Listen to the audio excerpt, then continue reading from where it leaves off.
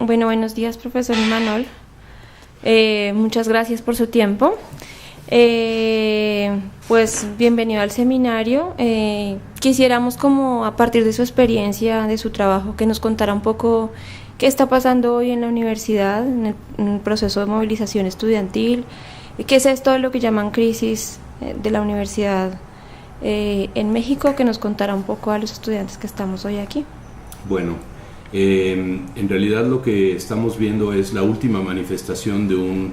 viejo fenómeno que en México se conoce como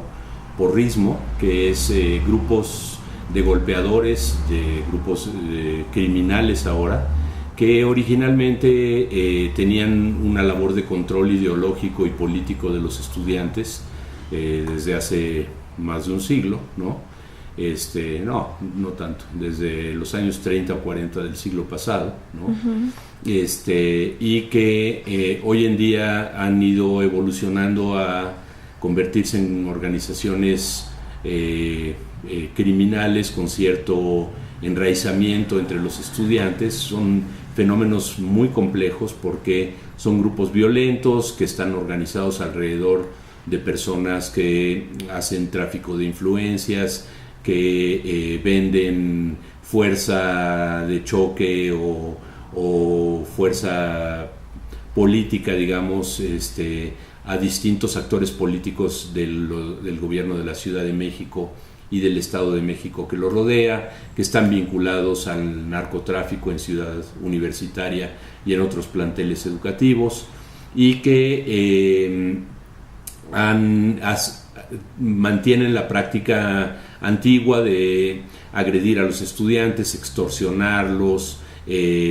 asaltar, hostigar a las mujeres, incluso de cometer crímenes y violencia de género de manera más o menos recurrente, con una cultura machista muy acendrada, ¿no? Muy exacerbada, y que son denunciados de manera sistemática por los estudiantes como un fenómeno que genera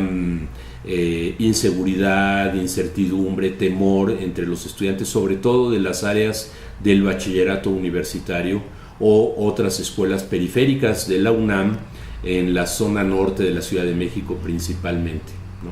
Pero no es un fenómeno exclusivo de la UNAM, ocurre en otras instituciones educativas de nivel medio superior y superior en el país.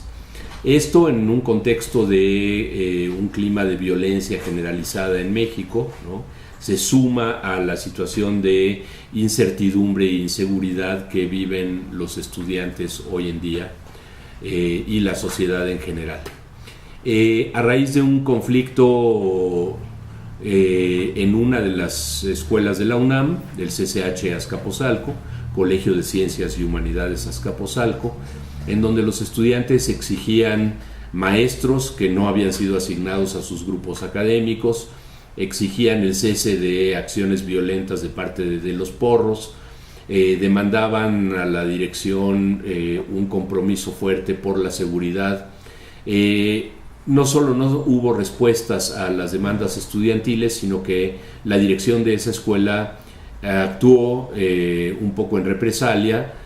pintando encima de los murales que los propios estudiantes habían pintado en paredes del plantel desde hacía varios años. Esto fue la gota que derramó el vaso, se generó un movimiento fuerte en ese Colegio de Ciencias y Humanidades, se fueron al paro, obligaron a la directora a renunciar, y cuando las demandas estaban pues en vías de solución, digamos, con la administración central de la universidad, plantearon venir en una manifestación a la ciudad universitaria a entregar su pliego de demandas para formalizarlo y obtener una solución de parte de la rectoría de la universidad. Mientras se realizaba ese meeting, los porros vinieron a Ciudad Universitaria y agredieron muy violentamente a los estudiantes que se manifestaban de manera pacífica. Los atacaron con bombas molotov, con palos, e incluso en un momento dado con armas cortantes. 2 estudiantes fueron heridos de extrema gravedad por perforación del riñón y por el corte de una arteria, la arteria femoral. en fin, una situación de una violencia muy extrema y además ya no en la periferia de la ciudad, como ocurre con frecuencia, sino en el centro de la ciudad universitaria, lo que provocó una inmediata respuesta estudiantil de todas las escuelas y facultades,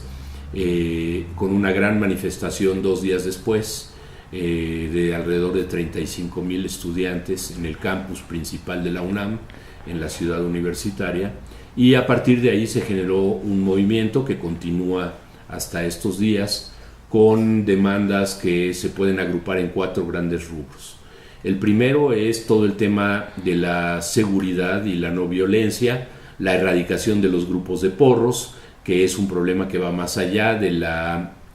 expulsión de individuos en particular, que es necesario buscar las redes de complicidades, los mandos máximos de los grupos porriles, los vínculos existentes entre estos grupos y funcionarios universitarios de bajo nivel, la reorganización de la vigilancia y la seguridad universitaria, que es un cuerpo desarmado, pero que en ocasiones ha sido cómplice de los grupos de porros en distintas partes de la universidad. Luego hay un segundo bloque de demandas que están asociados al tema de la democratización de la vida universitaria, la elección de autoridades, el traslado de más funciones y atribuciones de las autoridades unipersonales a los cuerpos colegiados, la ampliación de la representación estudiantil en estos cuerpos colegiados, en fin, varios temas que tienen que ver con el nombramiento de autoridades, la toma de decisiones, la transparencia, la rendición de cuentas de los funcionarios universitarios. Un tercer gran bloque que ha sido, y este es un tema muy, muy interesante, cómo las crecientes demandas y planteamientos y denuncias de violencia de género en las entidades universitarias, de hostigamiento, acoso u otros tipos de violencia criminal contra mujeres en particular, que se había venido visibilizando, adquirió con este movimiento una dimensión enorme y han puesto con una gran fuerza sobre la mesa de la discusión los planteamientos no solo del cese a la violencia, del establecimiento de protocolos adecuados para atender las denuncias, para la expulsión de profesores acosadores, de estudiantes que participen en estas actividades, de quien sea dentro de la universidad que sea actor activo, digamos, de este tipo de comportamientos, ¿no?, que desgraciadamente son muchos, como ocurre en nuestras sociedades en América Latina en su conjunto, y que además plantean una serie de demandas de equidad de género en términos de una adecuada representación del sector de estudiantes mujeres en el ingreso a la universidad, en el acceso a las posiciones académicas, sobre todo en los más altos niveles, y por supuesto en la participación de mujeres en los espacios de toma de decisiones fundamentales de la universidad, ¿no? Finalmente, el cuarto punto, creo yo, o el cuarto rubro que agrupa varias demandas, es el tema de ampliar la cobertura de educación superior en el país, ampliar las posibilidades de ingreso a la universidad, establecimiento de políticas no solo de captación de más estudiantes, sino de atención adecuada a los estudiantes, con todo lo que esto conlleva de mejoramiento de las condiciones de los profesores, de asignación de grupos, mejoramiento de instalaciones, etc. Un programa bastante amplio que está en el terreno de la discusión hoy en día y que ha generado la movilización cambiante, ¿no?, a veces con mayor intensidad, otras con un poco menor, de los estudiantes en el último mes. Todo esto empezó, digamos, en su estallido más fuerte el 3 de septiembre, y ayer, el 26 de septiembre, tuvo lugar una de las manifestaciones importantes en una conmemoración en una renovación de la exigencia de la presentación de 43 estudiantes desaparecidos de la normal rural de Ayotzinapa hace 4 años, y en donde las explicaciones de lo ocurrido por parte del gobierno federal y el castigo a los culpables han dejado totalmente insatisfechos, en primer lugar, a los padres de los estudiantes desaparecidos, a sus compañeros y al conjunto de la sociedad mexicana, con un énfasis muy especial en el estudiantado. Entonces, esa es la circunstancia que se vive hoy en día. Y estos rubros, estas demandas, tienen que ver o cómo se relacionan con el movimiento estudiantil del 87, del 88, tienen que ver, dialogan, o estamos en un momento muy distinto O sea, yo creo que se ha vuelto ya casi un lugar común decir que hay continuidad y ruptura, ¿no?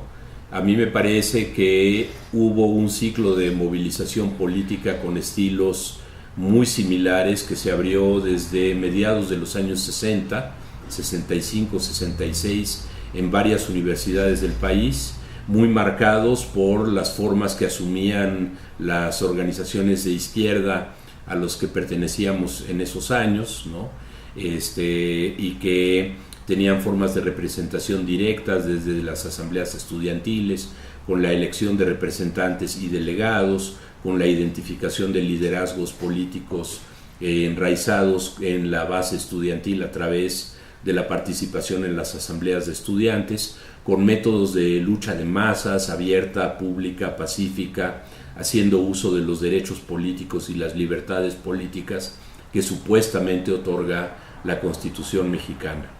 Esto tuvo, digamos, un fin de ciclo con una huelga muy peculiar, que fue la huelga del 99-2000, en donde hubo un cuestionamiento de la idea de la representación, del establecimiento de delegados, en donde hubo formas de coordinación política muy distintas, en donde hubo incluso al interior del movimiento expresiones de violencia como el rodear a las mesas de debates de alambres de púas, una actitud bastante misógina y hasta violenta frente a mujeres participantes en el movimiento. Creo yo que el movimiento del 86-87, en cambio, tuvo formas mucho más parecidas a las del 68 mexicano.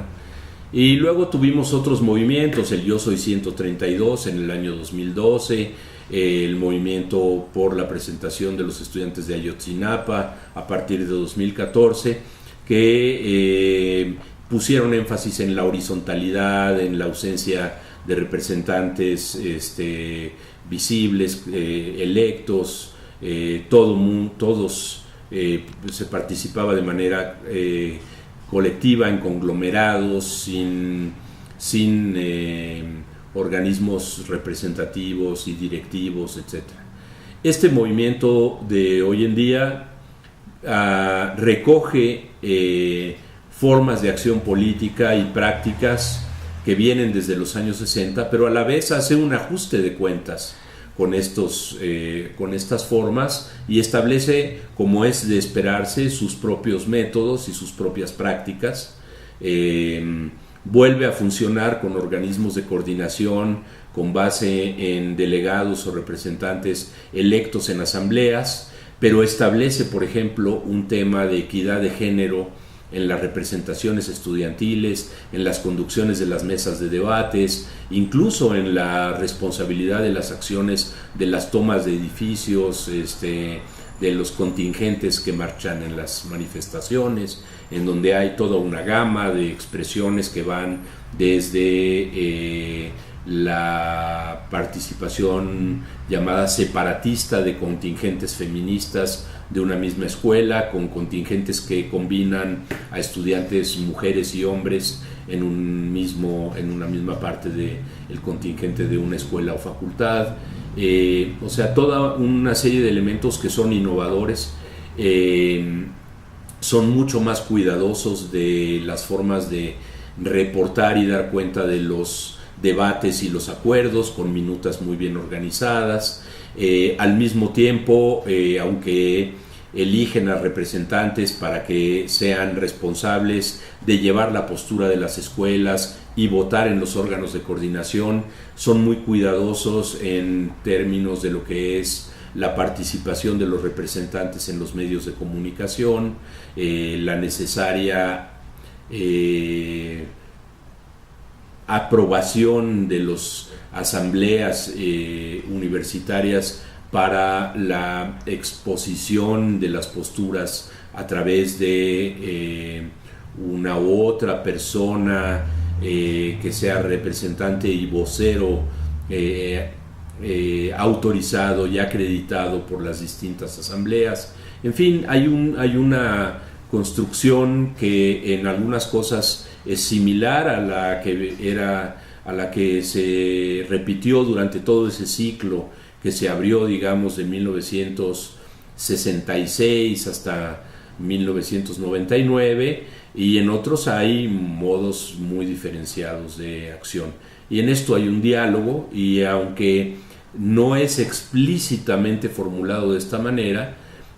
desde mi punto de vista hay, como decía antes, un ajuste de cuentas muy fuerte respecto al movimiento del 99-2000, por ejemplo, pero también lo hay respecto a prácticas que caracterizaron a la organización de los estudiantes en 68 y más tarde en 1986-87. Pues muchas gracias, profe, por este contexto y este panorama tan amplio. Gracias a ti por la entrevista y saludos a estudiantes y colegas profesores en la Universidad Nacional de Colombia.